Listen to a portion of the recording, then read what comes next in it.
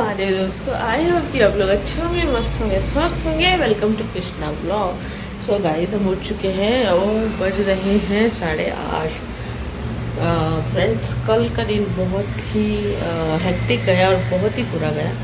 Actually हमने जो आपको बताया था ब्लॉग में, आपको देखा ही होगा कि कैसे कैसे घटिया लोग होते हैं ना, और वो आपको परेशान करने की कोशिश करते हैं, आपको डीमोटिवेट करने की कोशिश करते हैं, लेट डाउन करने की कोशिश करते हैं, जबकि आपको उनसे कोई लेना देना नहीं होता। तो वैसा ही हुआ था ऑफिस में। एंड उस इंसान को, जो ये घटिया काम जिसने किया, उसकी वजह से हमको बहुत ही मेंटली प्रेशर हुआ, बहुत ही मेंटली हैम्पर हुआ। फिर सब मैनेजर से बात की, लेकिन अफसोस की बात ये है कि मैनेजर टीएल ये लोग भी उसे डिफेंस करने के लिए उसका नाम डिस्क्लोज़ नहीं कर रहे। और हमें पता है कौन, उन्हें भी पता है कौन, लेकिन डिस्क्लोज़ नहीं कर रहे, क्योंकि उन्हें पता है कि डिस्क्लोज़ कर दिया तो वो उस ऐसे घटिया इंसान को बचाने की कोशिश कर रहे हैं। तो उससे भी बात हुई हमारी कल। तो लोग कितने गंदे होते हैं कि अपने बच्चे का भी झूठा समूह खा रही थी वहाँ पर, और इतना मतलब इमोशनल बात कर रही थी कि लोगों को ऐसे ही फंसाई जाती है, लोग ऐसे ही फंसाते हैं दूसरों को।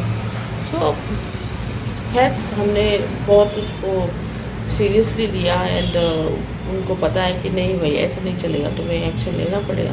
लेकिन ये सब करके वो चाहते थे कि हम इस बात को दबा दें, आगे तक ना जाए।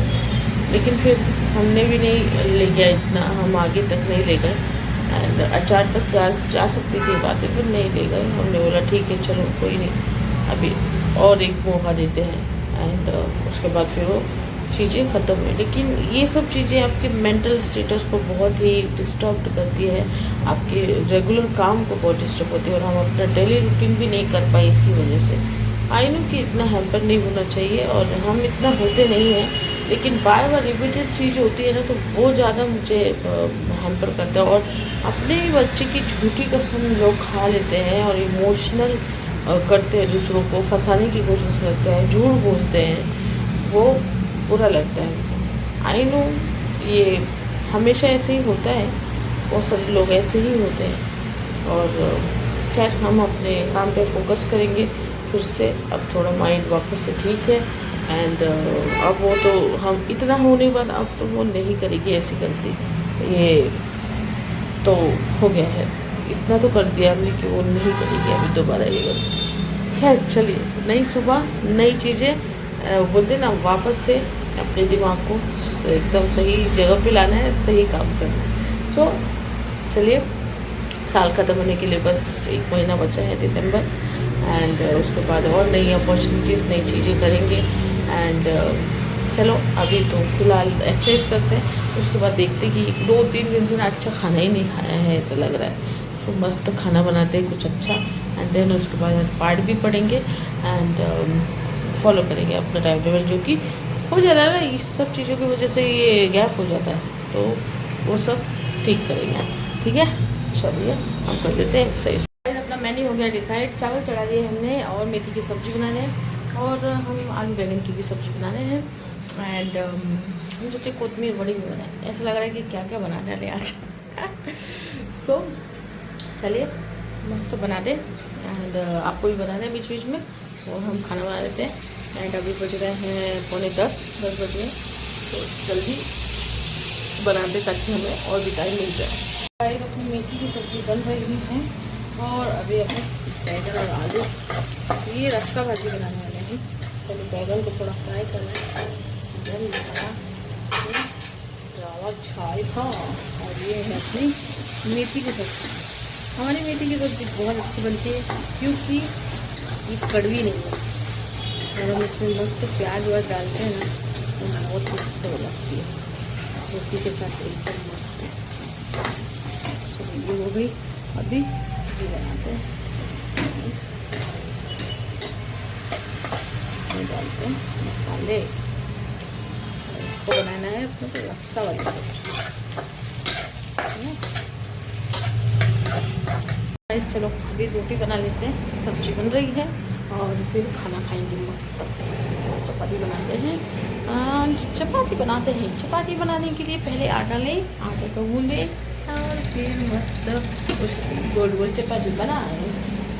क्या आप चाहते हैं कि हम आपको चपाती सिखाएं? लेकिन आपको तो हमसे बेहतर आती है। तो गाइस मस्त मेथी की सब्जी बनी। हमारे तो बाहर काम चल रहा है इसीलिए ज़्यादा आवाज़ आ रही है। मस्त मेथी की सब्जी। और हमको ना एक्चुअली मेथी की सब्जी बहुत पसंद है और इस तरह से बनती है ना, बिल्कुल भी कड़वी नहीं लगती। और हम इसके साथ प्याज इसलिए खाते हैं क्योंकि मुझे प्याज बहुत अच्छा लगता है इसके साथ। ये ना बहुत सूंधी बनती है। ओह, मस्त आलू बैंगन की सब्जी हो जाएगी रात को मस्त भात के साथ। हाँ, एक नंबर। कभी आप भी बना के देखिए ऐसा ऐसा मस्त। अच्छा अच्छा प्याज जब रहता है ना तभी मेथी डालने मस्त लगता है, बहुत टेस्टी।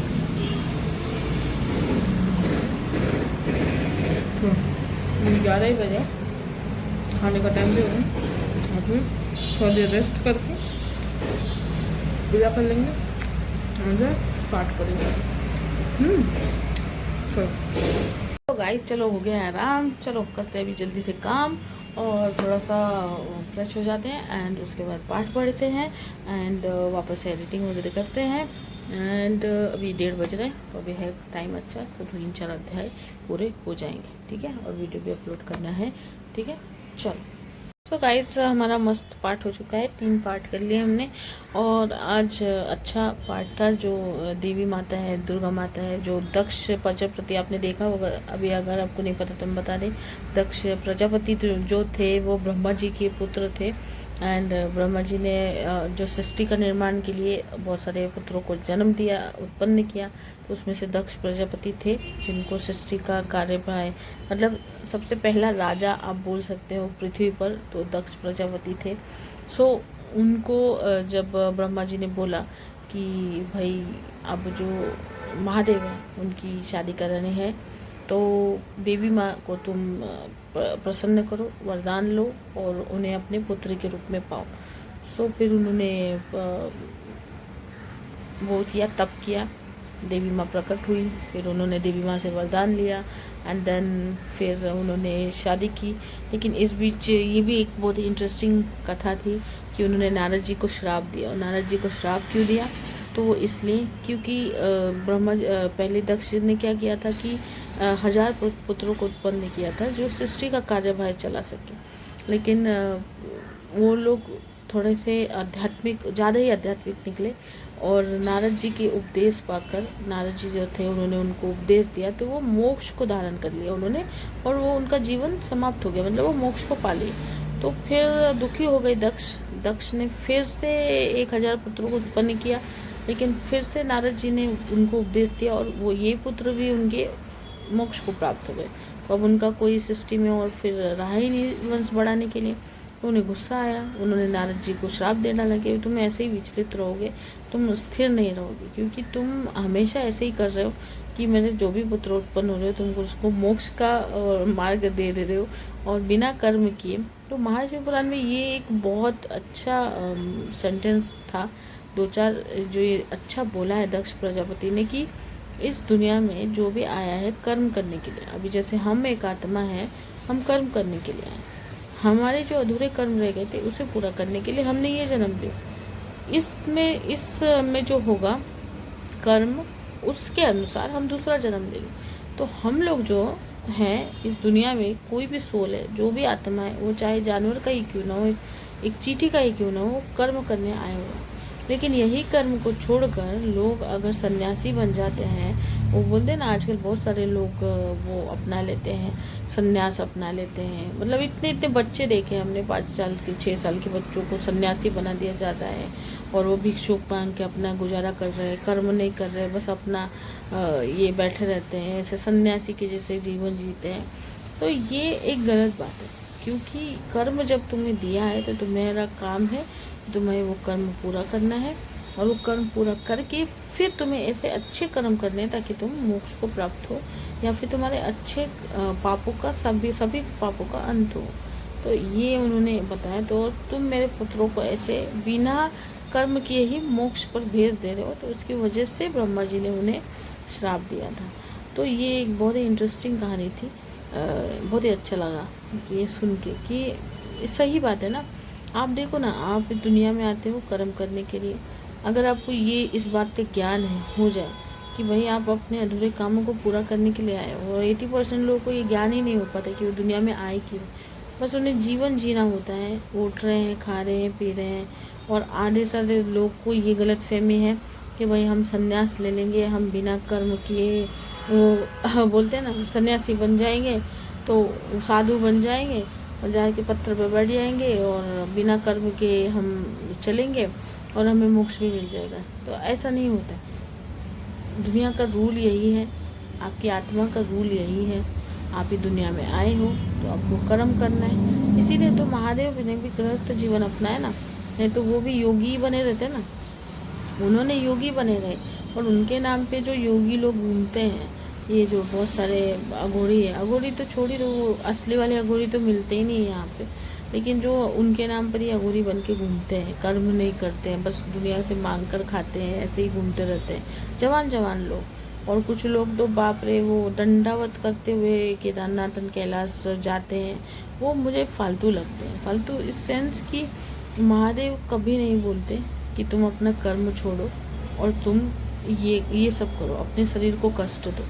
उनकी भक्ति ना उन लोगों को पसंद ही नहीं करते जहाँ पर ना लोग कर्म नहीं करते। वो कर्म प्रधानता को सबसे इम्पोर्टेंट देते हैं। महादेव कर्म को ही इम्पोर्टेंस देते हैं। और जो कर्म नहीं करता, जो बस ऐसे ही लोगों के उसमें, आजकल तो ऐसे लाइक एंड फॉलो और व्यूज़ के लिए ये सब करते हैं लोग, कि भगवान की पूजा भी ऐसी हो गई है आजकल, मन से नहीं होती है।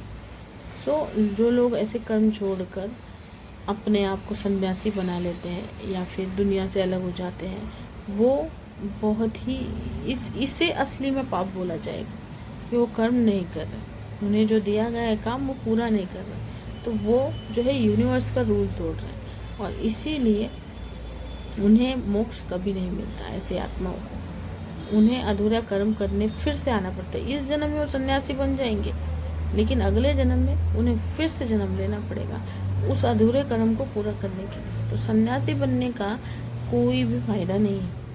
आपको अपना कर्म करना है और अच्छे कर्म करना है, और इतने अच्छे करना है कि आपको जानना है कि आप क्यों कर रहे हो, किस लिए कर रहे हो, और क्यों करना चाहिए आपको अच्छे कर्म। ये सब बातें हैं। तो महाशिव पुराण जब भी आप पढ़ते हो या फिर आप सुनते हो ना, बहुत ही अच्छा अनुभव होता है, और आपको हर एक अध्याय में एक नई चीज़ सीखने को मिलती है, और एक बहुत ही ज्ञान होता है। किताबों में, कॉलेजों में, स्कूलों में हम लोगों ने जो ज्ञान लिया, हिस्ट्री, केमिस्ट्री, बायोलॉजी, ये सब का हमने ज्ञान लिया, लेकिन पुराण पढ़कर आपको असली जीवन का महत्व पता चलता है, मृत्यु जन्म का महत्व पता चलता है, आपको आपकी जीवन से रिलेटेड सवालों का जवाब मिलता है। पुराण पढ़ना या सुनना बहुत ही जरूरी है, खासकर जब हमें अध्यात्म की राह चुनी। और हम बताएं आपको, इस एरा में ना, इस कलयुग में जब आने वाला जो साल है, आने वाले जो समय है, उसमें आपको अध्यात्म की ओर ही बढ़ना चाहिए। तभी आप सुख से पति से रह सकते हैं, नहीं तो हमेशा विचलित ही रहेंगे और पाप में मग्न ही रहेंगे। तो ये था आज के अध्याय में। तो चलिए अभी थोड़ा चाय पानी करेंगे। अभी तो हम अपलोड वगैरह कर रहे हैं, 3:30 हुए, तो 5 बजे तो लॉग इन है अपना, 4:30 बजे करते हैं चाय वो, एंड फिर मिलते हैं। अभी आज अच्छा लग रहा है, अच्छा दिन है, अच्छा दिमाग है, और सब कुछ सॉर्ट आउट हुआ है। तो गाइस हो चुके हैं 4:30 टाइम। तो टेस्टी बनी है क्योंकि उसमें हमने गौती चाय डाला है। एक बार चाय अच्छी मिल जाए ना, तो मस्त रस के फ्रूट एंड नट वाला, लेट्स ट्राई। अच्छा है। शार्क टैंक में भी आए थे, ऐसा उस पर लिखा हुआ था।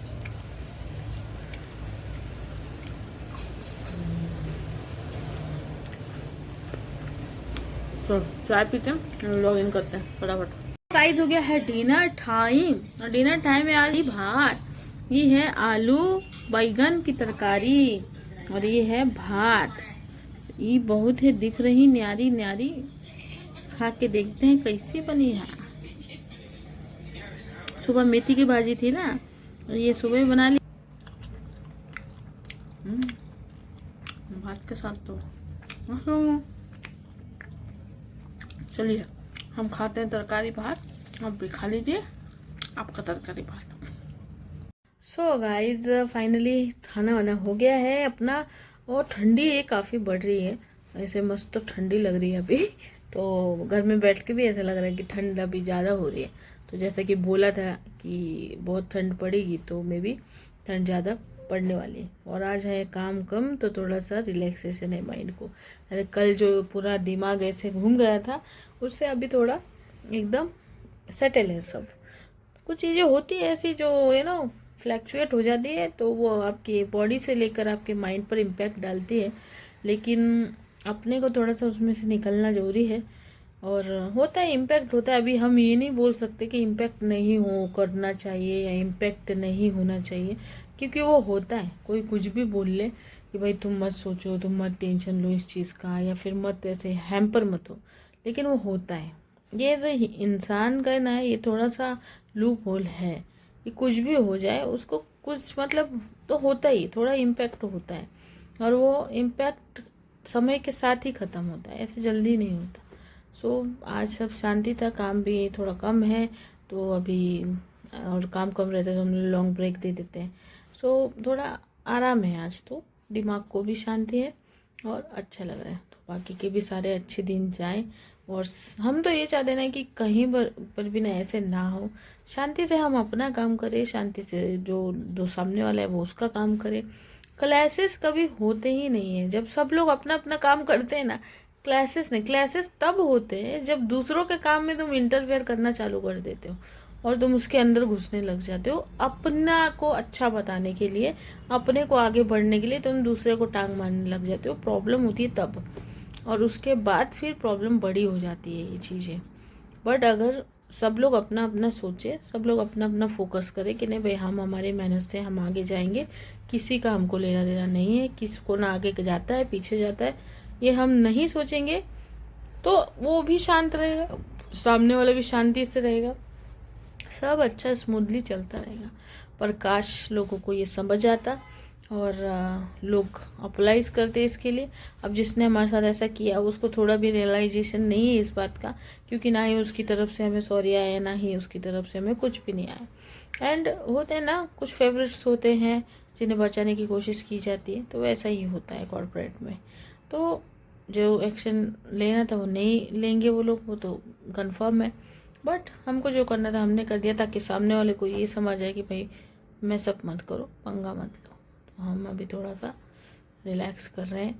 तो चलिए आज का ब्लॉग इसी पर एंड करते हैं, एंड फिर मिलेंगे कल के ब्लॉग में। आप चैनल को सब्सक्राइब जरूर करिए, लाइक शेयर कमेंट आप करेंगे, ठीक है। और महादेव भक्त कृष्णा को तो जरूर जरूर सब्सक्राइब कीजिए, उस पर जाइए और हर एक अध्याय को अच्छे से सुनिए। बहुत कुछ उस चैनल पे आने वाला है, तो बने रहिए हमारे साथ, ठीक है। चलो मिलते हैं फिर कल, अपना बहुत बहुत ख्याल रखो। हर हर महादेव।